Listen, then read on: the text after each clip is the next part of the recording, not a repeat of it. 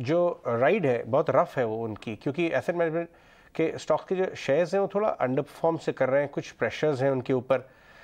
ICICI direct की काजल गांधी जो इस स्पेस को बहुत अच्छी तरह देखती हैं, वो हमारे साथ जुड़ रही हैं।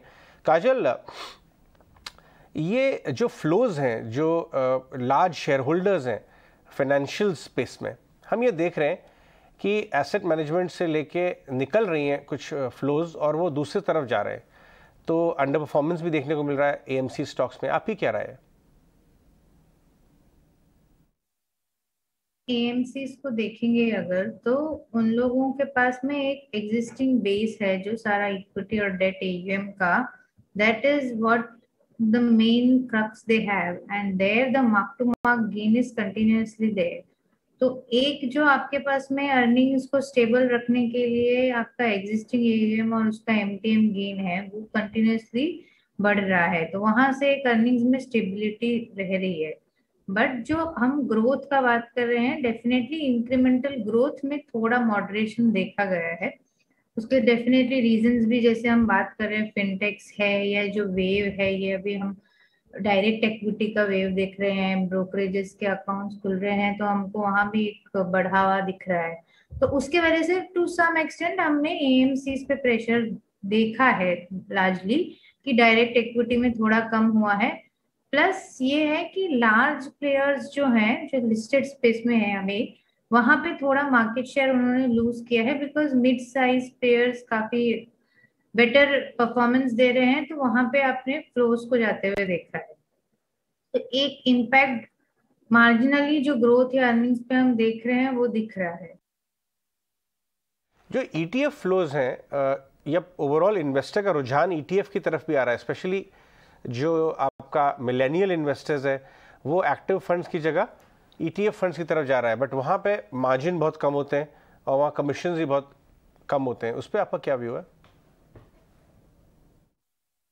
ETF फ्लो है, ETF में आपके सारे के सारे प्लेयर्स का कोई बड़ा शेयर है नहीं, कुछ ही प्लेयर्स हैं जो स्ट्रांग है, जैसे निप्पॉन AMC है, या टॉप में एक दो प्लेयर्स जो कि ETF फ्लोज पे स्ट्रांग है। अभी हम स्ट्रक्चरली ग्रोथ वहां देख रहे हैं, ज्यादातर पैसा ETF और वहां से है। इसमें retail money is also flowing, but वो अभी तक लिमिटेड है, तो हम ये सोच रहे हैं कि ग्रोथ के हिसाब से ETF में ग्रोथ आएगा, बट क्योंकि वो लो यील्डिंग है, अर्निंग्स पॉइंट ऑफ व्यू से अभी कुछ मटेरियल नहीं हो पाएगा। तो ग्रोथ है, लेकिन शायद यील्ड्स पे थोड़ा प्रेशर बना रह रहा है, जिसकी वजह से अर्निंग्स में हम शायद बहुत स्ट्रॉन्ग मोमेंटम नहीं देख पा रहे। राइट। काजल, एक और चीज़ आपसे जानना चाहेंगे कि BFSI स्पेस पर आप कैसा व्यू रखते हैं? यहाँ पर आपको लगता है कि स्पेस पे अंडर परफॉर्मिंग स्पेस रहेगा? जिस तरह से हम देख रहे हैं कि प्रीमियम जो है वो लगभग 4 AMCs के डाउन रहे हैं इन लिस्टिंग के बाद ही, तो ओवरऑल आपको BFSI स्पेस कैसा दिख रहा है? और आपको लगता है कि एक लॉन्ग टर्म स्ट्रक्चरल ट्रेंड बन गया है, फिर एक सिर्फ या फिर एक शॉर्ट टर्म ट्रेंड के तौर पर इसे देखकर भूल जाना चाहिए? लॉन्ग टर्म स्ट्रक्चरल ट्रेंड तो ऐसे नहीं बोलना चाहिए कि सिर्फ लिस्टिंग से उनका ग्रोथ कम हो जाएगा या फिर स्कैर्सिटी प्रीमियम वैल्यूएशन वगैरह। सिर्फ प्लेयर्स हैं मार्केट में, बट मार्केट भी उतना ही बड़ा है, तो ग्रोथ होगा तो दे विल पार्टिसिपेट। और उनका जो नेचर ऑफ बिजनेस है, लो रिस्क, ऐसे ही जो आपका AUM में ग्रोथ है उससे जो अर्निंग्स आ रहा है, तो वो जो सारा चीज है, it's inherent of the business, तो वो उनका एक स्ट्रेंथ है। तो आई डोंट सी कि ऐसे हमको प्योरली स्कैर्सिटी प्रीमियम में सोचना चाहिए। ये हो सकता है वैल्यूएशन स्टेबल रहेंगे, हमको बहुत री रेटिंग टाइप नहीं मिलेगा। काजल, एक क्वेश्चन ये भी उठता है कि जो स्मॉल प्लेयर्स हैं वो मार्केट कैप और मोमेंटम को ज़्यादा गेन कर रहे हैं by with their performance as compared to कुछ बड़े प्लेयर्स के, तो इस पर आपका टेक क्या है? ये जो मार्केट कैप ज़्यादा बढ़ रही है छोटे कंपनीज की।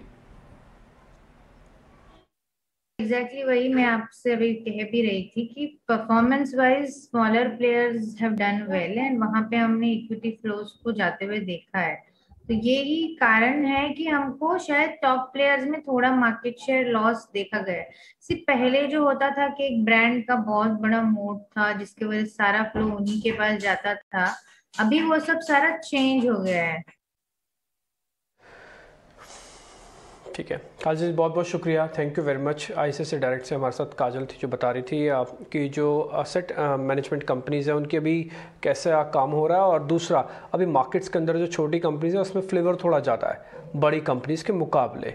एक छोटा सा ब्रेक ले रहे हैं, ब्रेक के बाद 2 मेहमान हमारे साथ बने रहेंगे, रुचित हैं, साथ ही ब्रजेश जी हैं, उनसे चर्चा को आगे बढ़ाएंगे।